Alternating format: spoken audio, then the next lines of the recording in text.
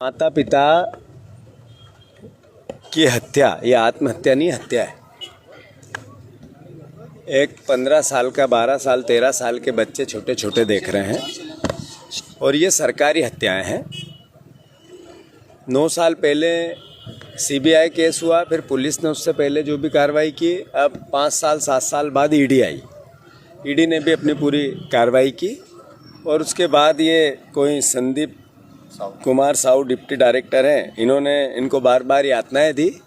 जो बच्चे ने मुझे मीडिया के सामने सार्वजनिक रूप से पहली बार मेरी उनसे मुलाकात हुई तो ये बताया कि हमें बीजेपी ज्वाइन करने के लिए प्रेशर बनाया गया। और किसके द्वारा बनाया गया?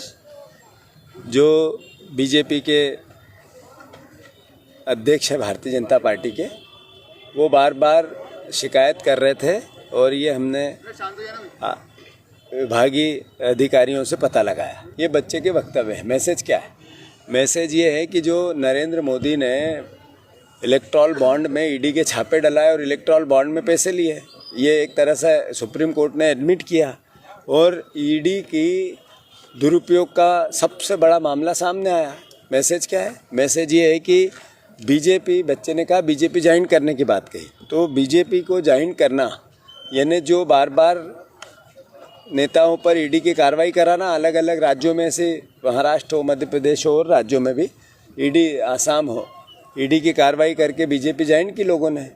तो वो जो बार बार इन पे बीजेपी पे आरोप लग रहे हैं, एक बार यहाँ भी सिद्ध हुए। अब वो तो नेता थे, वो इलेक्ट्रल बॉन्ड में पैसा बीजेपी को उद्योगपतियों से लेना था तो उन पे ईडी की कार्रवाइयाँ की और पैसा लिया। पर ये मासूम बच्चों का क्या गुनाह है? राजनीति की बात नहीं है। ऐसे मामले में राजनीति करना एक तरह से व्यवहारिक रूप से अभद्रता मानी जाती है। पर सवाल है मध्य प्रदेश और देश के सामने कि कैसा प्रदेश चाहते हैं, ये कैसा देश चाहते हैं नरेंद्र मोदी। ये है नया भारत, ये है नया भारत जिसमें ईडी के मामले में सामान्य आदमी, जो अगर कोई अपराध भी था तो उस पर सीबीआई जांच चल रही थी, अपराध भी था तो पुलिस थी, ईडी की भी बात थी, तो बार बार ये कहना बीजेपी ज्वाइन करो तो केस समाप्त हो जाएगा, क्या मैसेज है?